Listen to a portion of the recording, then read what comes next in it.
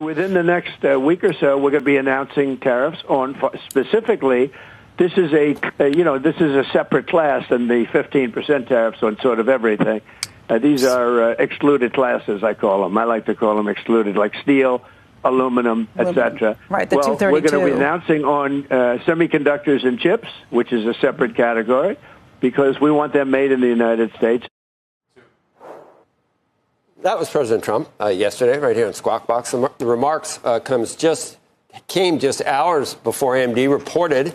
Joining us now to put all this in context is Stacy Rasgon, Bernstein, senior semiconductor analyst. And let's talk about you have any idea? What can you tell me? What can you tell me, given what you just heard from President Trump, and how do you prepare for that?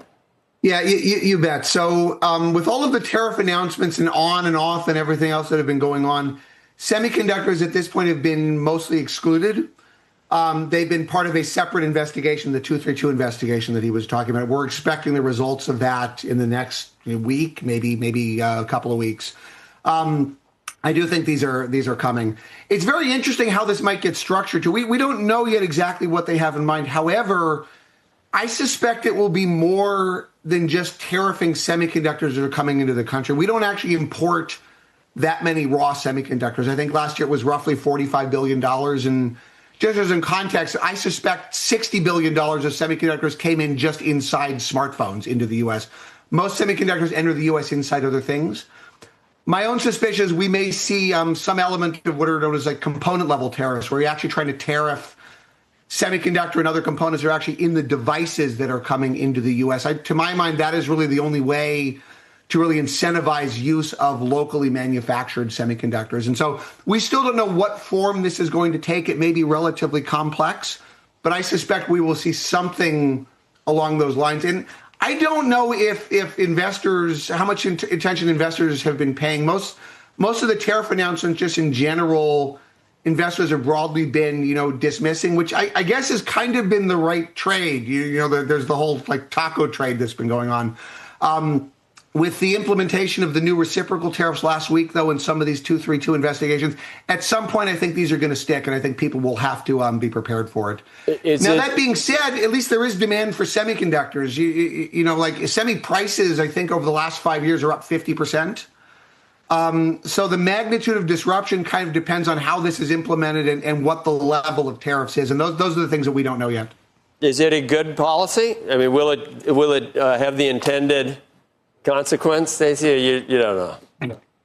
I think more semiconductors are getting built here anyways. We've got companies like TSMC that are putting a lot more investment in the U.S. And I do think that there is interest in using those factories, tariffs or no tariffs. Are tariffs good policy or bad policy? I'll be honest. I think tariffs as part of a well thought out and well structured trade policy, maybe they have their place. Like the kind of blind way that tariffs in general have been being applied, I don't personally believe that's a great way to implement them. We will see how that evolves and what the final form of this will be. But I mean, good policy or bad policy, Trump likes tariffs. Like Trump thinks tariffs are good, and tariffs in some sense are going to stick. In a partial reversal of U.S. export restrictions that shut down the market in April, NVIDIA will once more be able to sell its H20 chips to China. Although as demand for AI surges, analysts are referring to NVIDIA as the stock of the decade, with some predicting a $1,000 share price by 2030. Consider NVIDIA to have some leeway. From a simple chip manufacturer, NVIDIA has developed into the driving force behind the artificial intelligence, AI, revolution.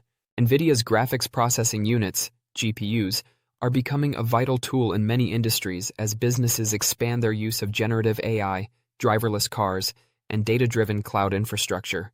Following a 171% increase in 2024 and a further 25% gain in 2025, some investors might question if NVIDIA's current pricing is too high for further growth. Here, we describe NVIDIA's present financial situation and project possible pricing goals for 2025, 2026, and 2030 using a structured forecasting process. In order to frame NVIDIA's potential course in the near and distant future, we will use a combination of analyst opinion, algorithmic estimates, and valuation data. NVIDIA is up more than 25% so far this year, trading at $160 as of July 2025.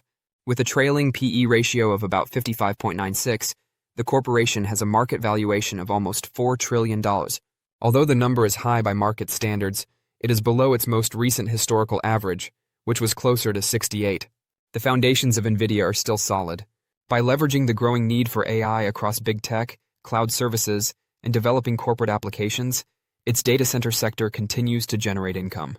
NVIDIA continuously generates earnings surprises above market estimates, and its gross margins stay close to 70%. In terms of sentiment, analysts and institutional investors continue to support NVIDIA. NVIDIA is rated as a buy or strong buy by 43 of 48 analysts per our analyst ratings. With a low aim close to $100 and a high target of $250, the average 12-month price target is approximately $181.27.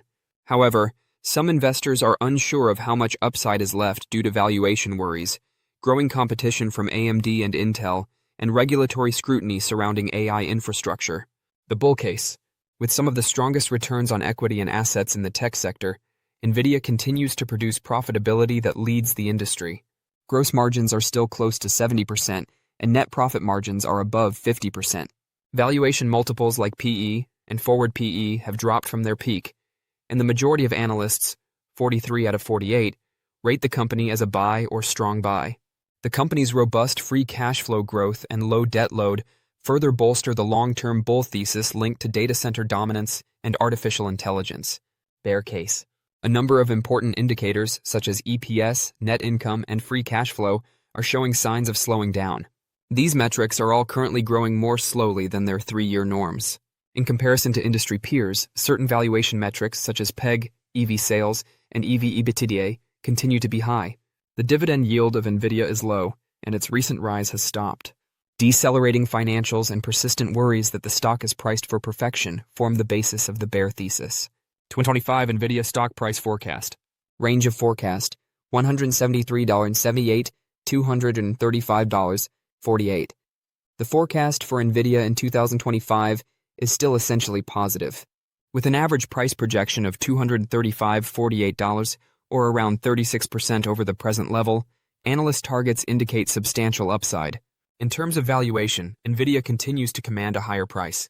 The stock may be able to justify its present multiple and rise if profit growth quickens to meet investor expectations. The stock might, however, retest support around the $150 mark if growth slows or margins start to tighten. In the face of growing competition, NVIDIA's ability to sustain pricing power and operational scale will determine its course beyond 2026. According to CoinCodex's prediction, NVIDIA would drop to $200 by the middle of 2026, raising questions about either market reversion or cooling demand. That opinion might be a reflection of valuation normalization or technical weariness. However, basic growth forces counterbalance that. NVIDIA may be able to sustain further revenue growth because to its dominance in high-performance computing and its extensive integration in enterprise cloud stacks. Looking ahead to 2030, the extent and breadth of the AI revolution will have a significant impact on NVIDIA's future worth. So, what implications does this have for NVIDIA's stock? Let's explore that. But first, a big thank you to those of you who've stuck with us this far. Creating these videos takes significant effort and dedication, so if you're enjoying the content, please hit the like button, subscribe to our channel, and share your thoughts on NVIDIA stock in the comments. Your support truly helps us grow. Now let's get back to the video. If the company maintains its dominance and scales earnings appropriately, we estimate that the stock might reach between $866 and $1,014.09, based on a cautious compound annual growth rate, CAGR, of 7% to 10%, and starting at today's price of $174. This forecast also makes the assumption that NVIDIA will maintain its market share versus AMD, Intel, and potential new competitors. Margin compression, product cycle interruptions, and macro trends like more stringent AI regulations are among the risks. Nevertheless, NVIDIA may trade over $1,000 or more by the end of the decade if the business continues to produce innovative and high-performing products. NVIDIA is a clear example of a growth investor. Instead of current yield, it is a wager on future innovation. Despite worries about value, institutional investors still own sizable holdings, and retail opinion is still positive. Although NVIDIA does pay a dividend, its yield of less than 0.05% makes it more of a symbol of sound financial standing than a source of revenue. High expectations built into the current price, pressure on the global supply chain, and growing regulatory attention to AI technology and data security are some of the main dangers. Conversely, NVIDIA's long-term narrative remains captivating due to its connection with megatrends. In the upcoming months and years, regulatory decisions, product plan updates, and earnings reports will all act as significant catalysts. Analysts predict the company may not restore its former dominance. NVIDIA is relieved that the Trump administration took this action after warning of billions-dollar revenue losses. According to Bernstein, Chinese chip makers have jumped at the chance to gain market share, and NVIDIA's share of China's AI chip market will drop from 66% last year to 54% in 2025. With the help of Beijing's quest for chip self-sufficiency, Huawei, Cambricon, and Hygon are spearheading the effort. NVIDIA was recently called before Beijing's Cyberspace Administration on national security issues, including allegations of backdoors in H20 processors, which NVIDIA refutes. Adoption may be slowed by the scrutiny and potential new U.S. regulations demanding security features in sophisticated AI processors. Analysts say Beijing is unlikely to lessen pressure on businesses to use domestic AI infrastructure, even though Chinese AI developers could welcome reopened access to NVIDIA's chips. As a result, NVIDIA must manage both geopolitical unrest and a fiercely competitive Chinese market.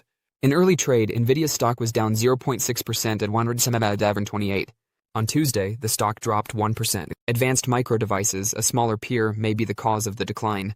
In its earnings announcement late Tuesday, AMD provided optimistic revenue guidance, but the firm did not include anticipated sales to Chinese consumers because it is still awaiting approval of its sales licenses from the U.S. government. Early trading saw a 6.4% decline in AMD shares.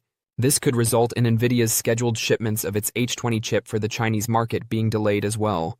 Recently, the Trump administration lifted restrictions on NVIDIA's exports from China, which the company claims cost it $10.5 billion in revenue for the quarters of April and July. NVIDIA may encounter challenges outside of the United States. The Chinese cybersecurity watchdog questioned the business last week about backdoor security risks related to its semiconductors. NVIDIA chips don't have backdoors.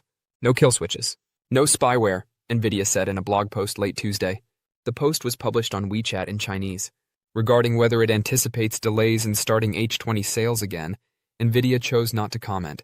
In an interview with investors, Lisa Su, the CEO of AMD, also stated that her company's latest AI chips, the MI350 series, are very competitive with NVIDIA's Blackwell hardware. However, unless AMD can deliver rack-scale AI systems that combine chips, networking, and software, the majority of Wall Street analysts do not anticipate AMD to seriously threaten NVIDIA's market dominance. In a research note released on Wednesday, analyst Vivek Arya of BofA Securities stated, "Although AMD has made great strides, we see NVIDIA hardware as generally ahead by 0.5 to 1 year, especially in the system rack approach, where AMD currently has no experience building in large scale."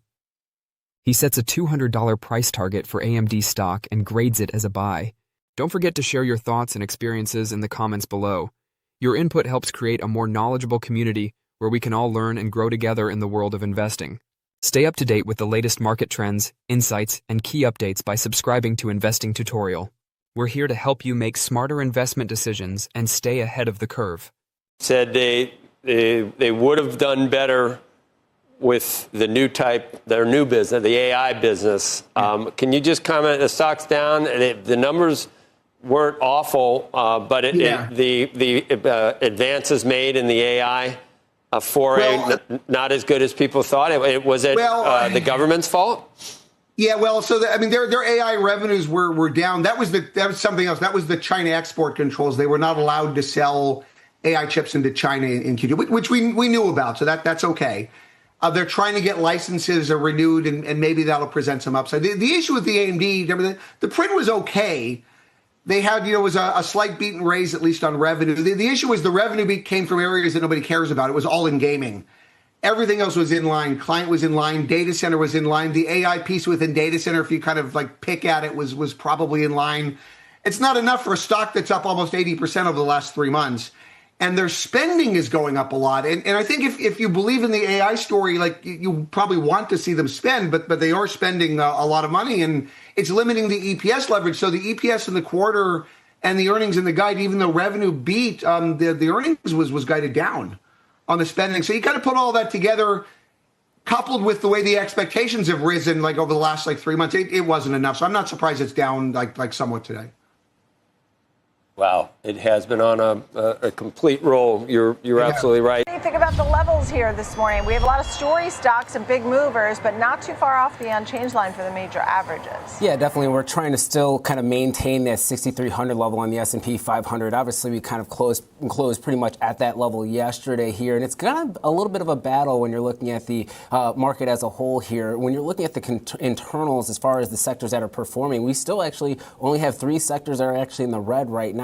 But unfortunately, when you're looking at kind of the composition, it's pretty mixed from defensive as well as a little bit more risk on, with consumer staples actually up about 0.3% right now. Energy catching a little bit of a bid as crude oil moves higher here. And we do have some economic data as well as an auction today as well that could actually provide us a little bit of a catalyst to the upside here, Nicole. But we are holding up. If I'm looking at the intraday levels right now, the key area, once again, 6,300 is going to be the first one that's on the radar for us to be able to hold here. And if we're able to do so, we might have a small hiccup at the 63.25 to 63.30 level. We highlighted that one yesterday. That could be a little bit of an area of resistance for us. But if we're able to break through that level, you're looking at 63.50 to the upside. You're actually seeing a call spread that's been sold there for the most part over the last 3 hours or so for the S&P 500. And if we have any type of breakdown to the downside below that 6,300, I'm looking at 62.70 as your negative gamma area, or the area that you'd like to see some buyers really trying to step in here. Nicole, if we kind of look at a 3-year monthly or 3-year daily chart of the E-mini S&P 500, we can kind of explain exactly what's happening here today from a technical level standpoint. Now, this is going to be the futures contract, so it's not going to fully align with the nominal value of the S&P 500, but the trend is going to be the same here. We had this consolidation period that pretty much took place between the end of June until we had this breakout in, let's say, the 22nd of July here. But you did see actually some fracturing when it came to the price action. The MACD actually had a little bit of a bearish cross with that 12 EMA below the 26 EMA. And you also had a situation where RSI was making lower highs. So a bearish divergence that did take place right when that breakout took place. And the reason why I bring up that breakout was actually on some fairly low volume for the futures contracts. And you actually saw open interest contracting. That just means that we did see some short covering, which kind of led to that catalyst move to the upside. And now we're back into this consolidation range. If you're a bull, what you do not want to see is a breakdown below that 62.30-ish area for the E-mini S&P futures. And if you do, we have some levels or some anchored volume-weighted average prices that you want to kind of keep your eye out on here, where the next area is going to be 61.65. If you're looking at it from a quarter-to-date standpoint, and the reason why I bring this chart up, Nicole, we are pretty much at the value area. You can't say this is a true distribution right now. You're saying it's still a consolidation, but there's a lot of action that's taking place here. And if we're not able to find some buyers to really push us higher, this is where you could create a little bit more of a catalyst for a move to the downside here. So a consolidation back into a range that we saw in early and middle of July is really what's kind of happening in the E-mini S&P 500 space right now. Okay, great.